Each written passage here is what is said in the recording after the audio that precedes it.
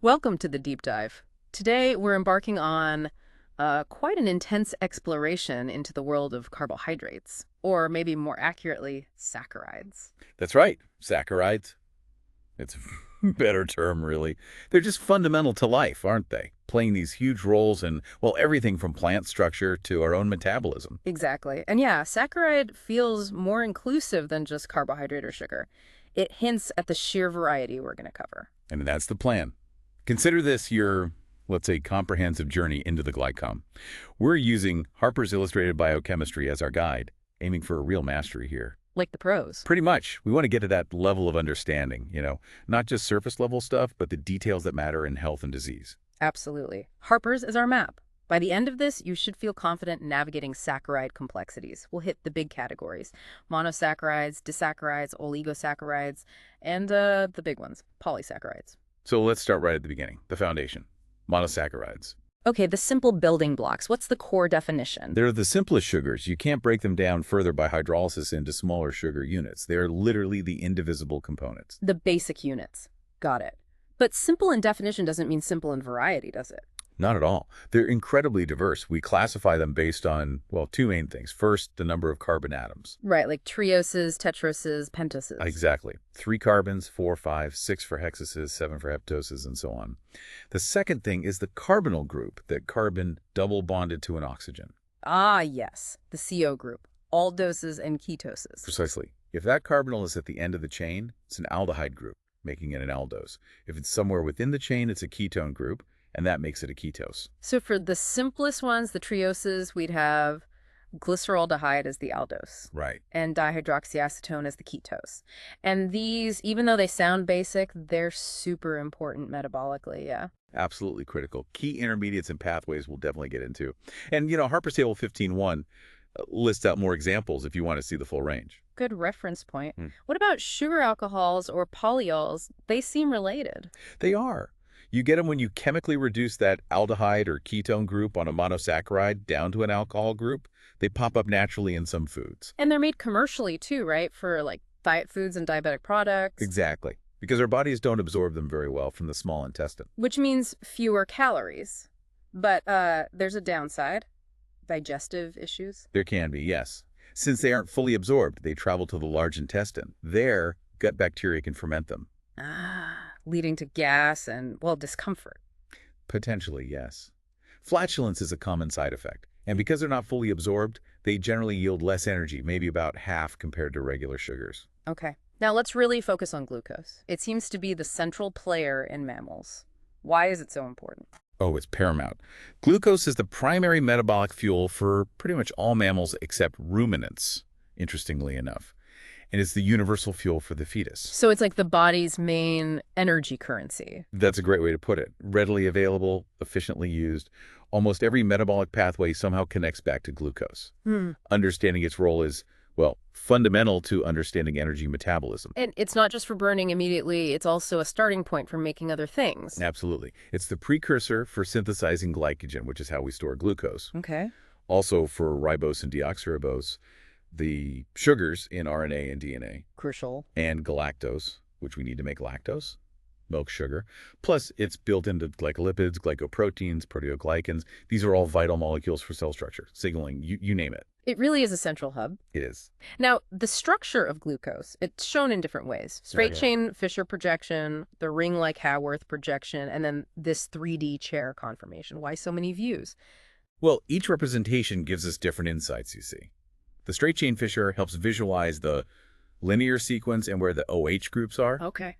But in reality, in solution, glucose mostly exists as a ring. The Haworth projection is a sort of flat, simplified view of that ring. Easier to draw, maybe? Definitely easier to draw and see if groups are pointing up or down. But the chair conformation, that's the most accurate 3D shape. It's the most stable, thermodynamically speaking. Harper's figure 15:1 shows all three nicely. Right, and the fact it forms rings leads to even more structural variations through isomerism. Let's unpack that. First up, D and L isomers. What's the deal there? Okay, D and L isomerism is about spatial arrangement, specifically around the chiral carbon furthest from the main carbonyl group. For glucose, that's carbon 5. Right. If the hydroxyl group on that carbon points to the right in the Fisher projection, it's a D isomer. If it points to the left, it's an L isomer. Figure 15.2 uses glyceros to show this reference. So it's like a mirror image thing, like left and right hands. Exactly like left and right hands. They're non-superimposable mirror images, or enantiomers. And biologically, this is huge. Because most naturally occurring sugars in our bodies and diets are D sugars and our enzymes. They're incredibly specific. They're usually built to work only with those D sugars. Wow. Okay, so that subtle difference is critical for biological function. What about optical activity? Right, because monosaccharides have these asymmetric carbons bonded to 4 different things that are optically active. Meaning they interact with light in a specific way. Exactly. They rotate the plane of plane polarized light. If they rotate it clockwise to the right, they're dextrorotatory, marked with a plus. If they rotate it counterclockwise to the left, they're levorotatory, marked. And this is different from the DNL naming, right? Absolutely crucial point. DNL refers to the configuration around that specific reference, carbon. Dextro plus and levo refer to the direction they rotate light, which you have to measure experimentally. They are independent properties. Got it. And wasn't there an older naming system that confused this? There was, using DNL for rotation too, but thankfully that's obsolete. We use plus and now.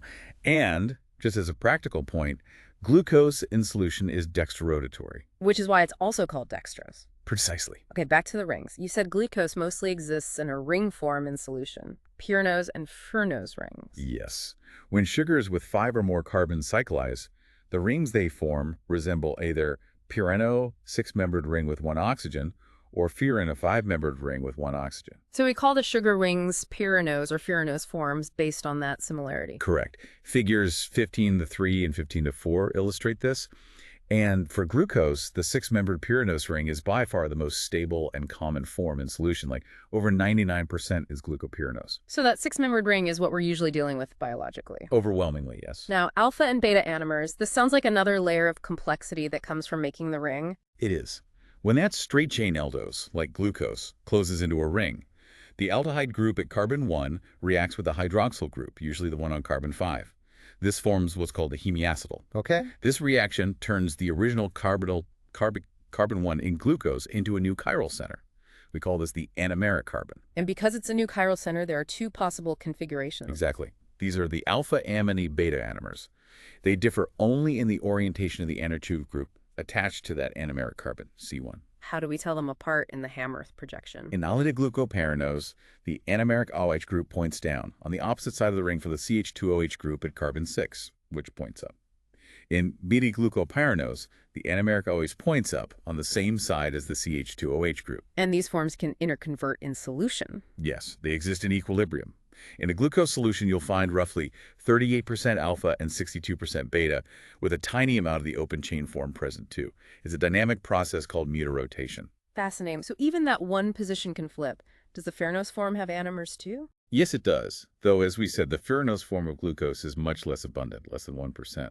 But the principle is the same. Okay. What about epimers? Epimers are isomers that differ in configuration around just one specific carbon atom, other than the anomeric carbon. So very similar structures, just one difference. Exactly. For glucose, the key epimers are mannose, which differs only at carbon 2, and galactose, which differs only at carbon 4. Figure 15:5 shows this clearly. And these aren't just theoretical variations. Mannose and galactose are biologically important sugars themselves, right? Very much so. Mannose is important in glycoproteins, and galactose is part of lactose and needed for other structures.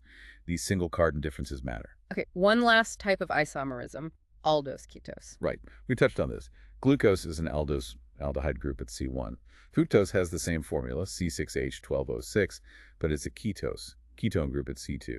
Figures 15:6 and 15:7 show more examples. And this difference in the carbonyl group position has chemical consequences. You mentioned reducing sugars earlier. Yes. That potential aldehyde group in aldoses like glucose means they can act as reducing agents. They can donate electrons. Which is why they're called reducing sugars. Correct. And this property was historically used in tests, like the old copper reduction test, to detect glucose in urine. As the sign of diabetes mellitus, if levels were high. Exactly. High glucose spills into the urine, and these tests could pick it up. Okay, that covers the basic structures in isomerism really well. What about important derivatives of these monosaccharides? Well, many derivatives of trioses, tetroses, pentoses, even the 7-carbon cetoepsilose function as crucial intermediates in core metabolic pathways. Like glycolysis and the pentose phosphate pathway? Precisely. Glyceraldehyde 3-phosphate and dihydroxyacetone phosphate are central to glycolysis.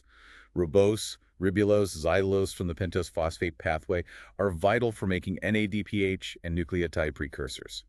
These aren't just building blocks, they're active participants in metabolism. And pentoses like ribose are obviously fundamental for nucleic acids, DNA and RNA, and also coenzymes. Absolutely. Ribose is an ATP, NAD plus pol, FAD, all essential molecules. Deoxyribose, of course, is in DNA. Table 15-2 gives a great overview of these important pentoses. Then the key hexes glucose, galactose, fructose, mannose. Table 15.3 summarizes their sources and significance. It does. It covers where we get them from, what the body does with them, and associated clinical issues, like glucosuria and diabetes, problems with fructose metabolism and hereditary fructose intolerance, galactosemia impacting galactose breakdown, and the role of mannose in glycoproteins. It really highlights how specific metabolic pathways handle each sugar. And how defects can cause disease. Glucose can also be modified into carboxylic acids, glucuronate. Yes, D-glucuronate is really important. It's used in the liver to tag toxins or drugs, making them water-soluble for excretion. That's glucuronidation. Ah, detoxification. Right. And it's also a building block for glycosaminoglycans, these complex polysaccharides we'll get to. L-aduronate, its epimer, is also found in those GAGs, as shown in figure 15-8. And L-gluconate is part of the pathway that makes vitamin C in many animals. But not humans, unfortunately. Not humans, no. We lack the final enzyme. Okay, so monosaccharides can link up with other molecules. This gets us to glycosides. Yes, a glycoside is formed when that anomeric hydroxyl group on a monosaccharide reacts via condensation with another group. Water is lost, and a glycosidic bond is formed. And that other group could be another sugar or something completely different. Exactly. If it links to another sugar, you start building disaccharides, oligosaccharides, polysaccharides. If it links to a non-sugar molecule called an aglycone, you get different kinds of glycosides. And the bond type depends on what it links to. O-glycosidic versus N-glycosidic. Correct. If the aglycone has a hydroxyl O group, you form an O-glycosidic bond and an acetyl link. So you get glucosides, galactosides, etc. If it links to an amine glycoside group, you form an N-glycosidic bond. Like the bond linking the base to the sugar in nucleotides, like ATP. Precisely. That's a classic N-glycosidic bond, shown back in figure 11-4. And these glycosides are found everywhere in nature, with all sorts of aglycones. Absolutely. The aglycone can be simple, like methanol, or complex, like steroids, phenols, a huge variety. The text mentions cardiac glycosides. Those sound important. Very important medicinally. They have steroid aglycones. Think digitalis derivatives like digoxin or uabane. They inhibit the sodium-potassium pump in heart muscle cells. Which affects heart contraction, right? Used to treat heart conditions. Correct. And other glycosides exist too, like the antibiotic streptomycin. It just shows the functional diversity achieved by linking sugars to other molecules. Okay, what about sugars that are modified slightly differently? Deoxysugars and amino sugars. Right. Deoxysugars are simply missing an oxygen atom, usually from a hydroxyl group. Like deoxyribose in DNA, missing the oxygen at carbon 2. Exactly. Figure 15-9 shows that. That single oxygen makes a huge difference in the stability and structure of DNA versus RNA. Another example is L-fucose, found in glycoproteins, shown later in figure 15-15. And there's a clinical use for a deoxyglucose analog. Yes, 2-deoxyglucose, especially when labeled with radioactive fluorine-18, so 18F-FDG. It's used in PT scans. For cancer detection, how does that work? Well, many tumor cells take up glucose much faster than normal cells. They take up 18F-FDG2 and phosphorylate it using hexokinase, just like glucose. Okay. But unlike glucose 6-phosphate, the phosphorylated FDG can't be metabolized further, so it gets trapped inside the tumor cells. And the radioactivity lets you see where the tumor is on the scan? Exactly. It accumulates in metabolically active tumors, making them light up on the PET scan, a very clever diagnostic tool. Very clever. Now, amino sugars, hexosamines. These have a hydroxyl group replaced by an amino NH2 group. Key examples are D-glucosamine, found in hyaluronic acid, figure 15-10, which is important in joints and connective tissue. Okay. And D-galactosamine, found in chondroitin sulfate in cartilage. D-manosamine is another one. Some antibiotics, like erythromycin, also incorporate amino sugars, which are often essential for their activity. So again, small changes, big functional differences, structural roles, antibacterial action. Precisely. All right, let's build up. Disaccharides, 2 monosaccharides joined together. Yes, linked by that glycosidic bond we discussed. Figure 1511 gives the general idea. Table 15-4 conveniently lists the physiologically important ones. First up, maltose. What's that made of? Maltose is two glucose units linked by an alpha 1-4 glycosidic bond, meaning the alpha anomeric carbon 1 of one glucose is linked to the hydroxyl on carbon 4 of the second glucose. And where do we find maltose? It's mainly produced during the digestion of starch by amylase enzymes. There's also isomaltose, which is glucose but with alpha 1-6 link. That's the linkage found at branch points in starch and glycogen. Okay. Next, sucrose. That's table sugar. Right. Sucrose is one glucose unit linked to one fructose unit. The bond is alpha 1 to beta 2. It links the anomeric carbon of alpha glucose, C1, to the anomeric carbon of beta fructose, C2. Found in sugarcane, sugar beets. Yes. And when you hydrolyze sucrose, say with acid or the enzyme sucrase, you get a 50.5-year mixture of glucose and fructose. This is called invert sugar. My God. It refers to the change in optical rotation. Sucrose rotates light to the right, plus. The mixture rotates light to the left because fructose is strongly levorotatory and outweighs the dextrorotation of glucose, so the rotation inverts. Ah, okay. And some people can't digest sucrose. It's rare, but yes. A genetic deficiency in sucrase causes sucrose intolerance, leading to digestive upset after eating sucrose. Then there's lactose, the milk sugar. Lactose is galactose linked to glucose by a beta 1-4, glycosidic bond, from the beta anomeric C1 of galactose to the C4 hydroxyl of glucose. And lactose intolerance is common because many adults lose the enzyme lactase needed to break that bond. Exactly. Lactase, or glycolactosidase, deficiency means lactose isn't digested in the small intestine.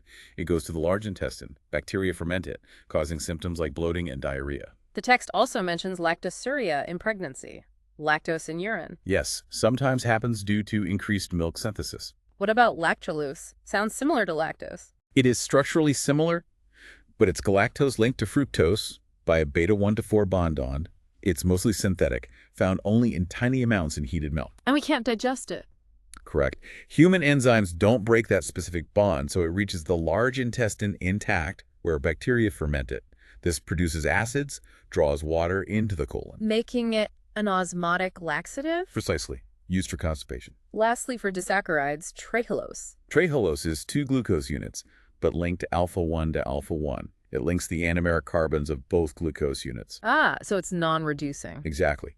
Neither anomeric carbon has a free hydroxyl, is found in yeasts, fungi, and notably in insect chemolymph, their blood as an energy source and stress protectant. Okay, so the specific sugars and the exact linkage are everything for disaccharides. Now let's go even bigger. Polysaccharides. Polysaccharides. Polymers with more than 10 monosaccharide units, sometimes thousands. Their main roles are energy storage and structural support. They also help bind water. And starch is the big one in our diet, right? Storage form in plants. Absolutely. Starch is a homopolymer of glucose, a glucan linked by alpha-glycosidic bonds. It's our main dietary carbohydrate, found in grains, potatoes, legumes. But it's not just one structure, it's a mix. Right. It's mainly a mixture of two components, amylose and amylopectin. Figure 1512 shows them well. Amylose is the linear one. Yes, amylose is linear chains of glucose linked to amylo-4. It forms a kind of helix, makes up maybe 13–20% of starch. And amylopectin is branched. Highly branched. It also has L1O4 links in the main chains, but it has L1O6 links creating branch points every 24–30 glucose units or so. Makes up the bulk of starch, 80–87%. And this branching affects digestion. It does. The branch structure is more compact and gives enzymes more ends to work on for breakdown. But other factors also affect starch digestion, how crystalline it is, whether it's trapped in plant cell walls. Which leads to the concept of glycemic index, how quickly a food raises blood sugar. Exactly. Digestibility is key. Some starches are broken down and absorbed quickly, causing a rapid rise in blood glucose, high GI. Others are digested more slowly, low GI. Which is generally better for metabolic health, that slower release. Generally, yes. Especially for managing diabetes. Okay, what about glycogen, our own storage, polysaccharide, animal starch? Right. Glycogen is also a polymer of glucose, structurally similar to amylopectin with amyl-1,4 and amyl-6 linkages. But it's even more branched. How much more? Branch points occur maybe every 12–15 glucose residues compared to 24–30 in amylopectin. This makes it extremely compact and allows for very rapid mobilization of glucose when needed. Stored mainly in liver and muscle. Yes. Muscle glycogen is fuel for the muscle itself. Liver glycogen acts as a reservoir to maintain blood glucose levels for the whole body. Figure 1512 also shows glycogen structure, including the glycogen and protein primer it's built around. What about inulin? That's different, right? Made of fructose. Yes, inulin is a polymer of fructose, mostly linked to 2,1, found in plants like chicory and artichokes. And we can't digest it. No, we lack the enzymes for those BUD1 bonds, so it passes through undigested. It has no caloric value for us. But it has a clinical use, assessing kidney function. Yes, because it's filtered by the kidneys, but not reabsorbed or secreted, its clearance rate measures the glomerular filtration rate, GFR. Clever. And dextrins are just breakdown products of starch. Essentially, yes. Intermediate-length glucose chains formed during starch hydrolysis. Okay, now for a major structural one, cellulose, plant cell wall. Right. Cellulose is the main structural component of plants. It's also a polymer of glucose, but the linkage is different. Beta 1 to 4. Exactly. Vestal 1,1 links between glucose units. This beta linkage results in long, straight, unbranched chains. Unlike the helical alpha links in starch. Correct. And these straight cellulose chains line up parallel to each other and form extensive hydrogen bonds between chains. This creates strong, insoluble fibers. And the beta linkage is why we can't digest it. No cellulose enzyme. Precisely. It passes through us as dietary fiber, adding bulk. But it's not useless. Gut bacteria can do something with it. Yes. Ruminants have bacteria that can break down cellulose via fermentation, producing short-chain fatty acids, SCFAs, they use for energy. Even in the human colon, there's some bacterial fermentation of fiber, including cellulose, producing SCFAs like butyrate, propionate, acetate. And these SCFAs might actually be beneficial for our health. Growing evidence suggests they are. They can influence gut health, metabolism, maybe even inflammation. This is linked to the interest in prebiotics fibers that feed beneficial gut bacteria. Interesting. What about chitin? Sounds like another structural one. It is. Chitin forms the exoskeletons of insects and crustaceans, and also fungal cell walls. Structurally, it's very similar to cellulose long chains with 1-4 linkages. But it's not made of glucose. No, the repeating unit is N-acetyl-D-glucosamine, so it's like cellulose with an acetylated amino group added to each glucose unit. Making it tough and protective. Very. And pectin, the stuff that makes Gemset. Pectin is found in plant cell walls, especially fruits. It's more complex. The main chain is mostly galacturonic acid, an oxidized form of galactose linked away. But it's not uniform. No, it often has branches with other sugars like galactose or arabinose, and the galacturonic acid units are often partially methylated. These features allow it to form gels. Figure 1513 gives an idea of the structure. Okay, moving into even more complex territory. Glycosamine glycans, or GAGs. GAGs, sometimes called mucopolysaccharides. These are long, unbranched polysaccharides made of repeating disaccharide units. What are the typical units? Usually an amino sugar, like N-acetylglucosamine or N-acetylgalactosamine, and uronic acid, like glucuronic or iduronic acid. Often they're also sulfated. Making them highly negatively charged. Very negatively charged. They attract a lot of water, forming hydrated gels. They're key components of the extracellular matrix, a ground substance in connective tissue. Providing cushioning and lubrication? Exactly. Think hyaluronic acid in joints, chondroitin sulfate in cartilage. Their water-holding capacity gives tissues resilience.